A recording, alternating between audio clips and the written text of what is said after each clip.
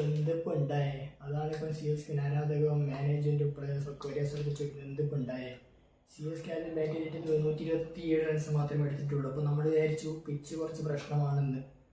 പക്ഷേ ചെക്കൻ 16 വയസ്സിലെ ചെക്കൻ അതേ വൈഭവ് സൂര്യവംശിൻ്റെ പന്നിക്കിട്ടു. സി എസ് കെ ബൗളേഴ്സിന് പന്നിക്കിട്ടി മൂലക്കാക്കുമെന്ന് പറഞ്ഞു. ഇതാണത്.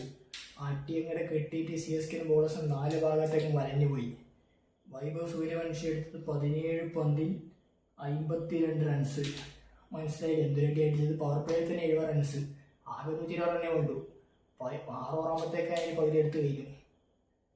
പിന്നെ യശസ്വി ജയ്സ്വാളിന്റെ അടുത്ത് 36 പന്തിൽ 38. ചെറിയ കൂട്ട് മാത്രമേ കൊടുത്താൽ മതി.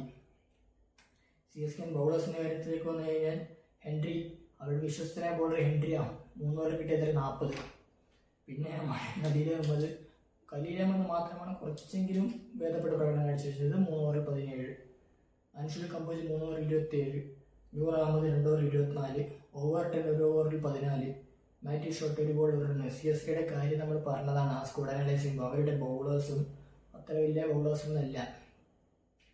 പിന്നെ ബാറ്റിംഗ് ഡെപ്ത്, ബാറ്റിങ്ങിൽ ഇപ്പോൾ വലിയ പ്ലേയേഴ്സൊക്കെ ഉണ്ട്. പക്ഷേ ഈ പ്രശാന്ത് ഇവരും കാർത്തിക് ശർമ്മയൊന്നും IPL ഇതുവരെ കളിച്ച പ്രഷർ ഉണ്ടായിരിക്കും. പിന്നെ സഞ്ജുവിൻ്റെ കാര്യം നമുക്കറിയാലോ, അത്ര വലിയ കൺസിസ്റ്റൻസി ഇല്ലാത്ത പ്ലെയറാണ് സഞ്ജു.